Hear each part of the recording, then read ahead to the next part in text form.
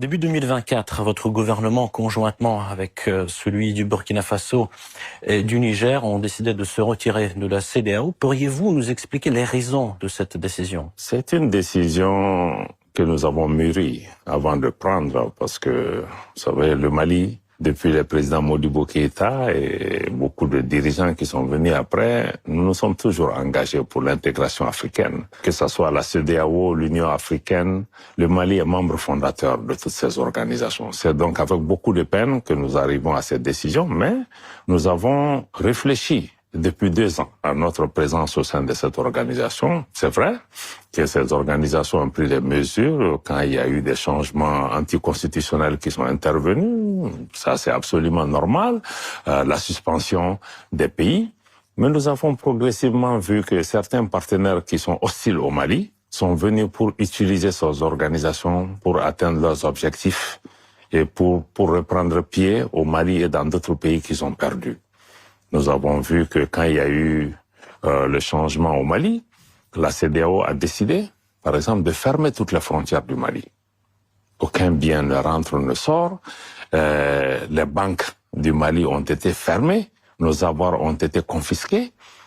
Mais quand on regarde les textes auxquels nous avons souscrit au niveau de la CEDEAO, jusqu'à ce jour, après 2 ans, aucun responsable de l'organisation n'a pu nous montrer de façon claire les textes qui indiquent qu'on peut fermer les frontières du pays ou qu'on peut saisir les avoirs bancaires. Et quand on a même mis les sanctions, le Mali avait attaqué devant la Cour de justice de l'UEMOA à Ouagadougou et la justice a demandé de lever les mesures de suspension contre le Mali, mais les instances des chefs d'État n'ont pas voulu obtempérer à cette injonction de la Cour. Donc nous voyons que aussi, au niveau de la CEDEAO, si vous suivez l'actualité, il y a certains chefs d'État étrangers qui donnent même des injonctions à nos chefs d'État pour dire on va demander à tel chef d'État de sanctionner le Mali, par exemple. Ou un ministre d'un pays étranger se lève, il prédit les conclusions du sommet des chefs d'État avant que ça se tienne. Donc, nous nous sommes rendus compte que nos organisations qui sont créées pour servir nos populations, le développement et l'intégration de nos populations sont maintenant utilisés pour pouvoir punir ces populations, pour les affamer. Et au-delà de ça, vous avez vu dans le cas du Niger, il y a même des menaces d'agression militaire contre un État membre pour des raisons qui ne sont pas du tout convaincantes. À partir de cet instant, nous avons estimé que sur le plan sécuritaire, nous sommes désormais menacés.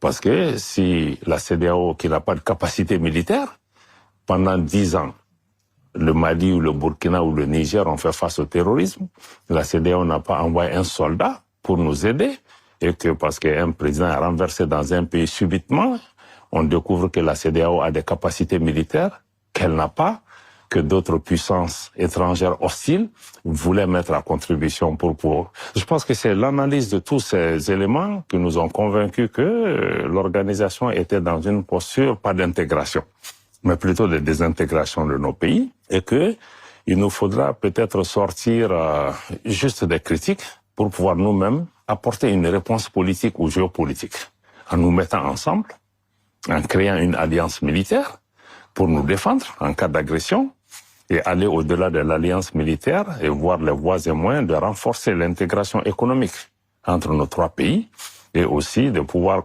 avoir une coordination de l'action diplomatique et politique de nos pays. En attendant, je pense que nous allons continuer à maintenir des rapports d'amitié et de fraternité avec tous les peuples et les pays qui nous entourent. Mais fondamentalement, c'est ce qui nous a amené à cette décision dont nous avons tiré toutes les conséquences. La diplomatie russe attache une importance capitale au processus de l'émergence du monde multipolaire. Pensez-vous que le système mondial avec un seul centre de pouvoir soit voué à l'échec? Absolument. La preuve est devant nous. Aujourd'hui, nous sommes dans un monde qui est le reflet du monde de l'après-Deuxième Guerre mondiale. Depuis, la situation mondiale a fondamentalement changé.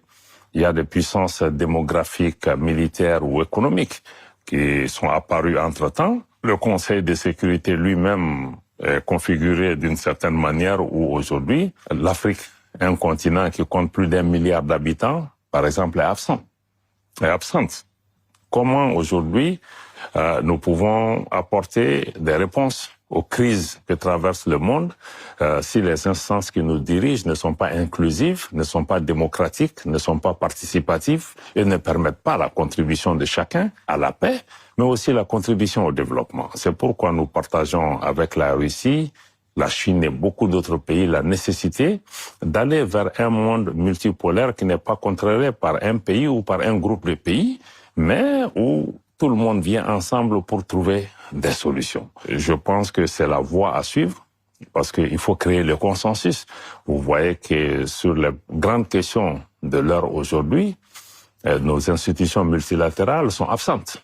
Elles sont absentes parce qu'elles n'ont ni la capacité souvent, ni le leadership ou ni la légitimité pour pouvoir apporter les réponses. Nous avons la situation à Gaza qui se passe sous nos yeux où tout le monde regarde, il n'y a aucune solution. Donc il faut que nous allions plus en avant pour pouvoir créer un monde où toutes les puissances qui ont émergé à travers le monde puissent aussi travailler, même nos institutions. Nous, nos pays, on estime qu'on est souvent dans des difficultés économiques parce que les institutions financières, les FMI, Banque mondiale, qui ont été créées dans l'après-guerre avec un certain nombre d'objectifs, aujourd'hui doivent être revues pour vraiment aller vers plus d'équité et prendre en compte les préoccupations d'un certain nombre de pays en développement. Donc, fondamentalement, nous pensons qu'il faut aller vers un monde multipolaire, un monde dans lequel l'Afrique et d'autres entités géographiques qui ont émergé puissent avoir leur voix dans le souci de pouvoir peser sur l'essor politique et économique du monde. Sinon, le monde est aujourd'hui dans cette crise de légitimité, cette crise de leadership et cette crise d'un système multilatéral qui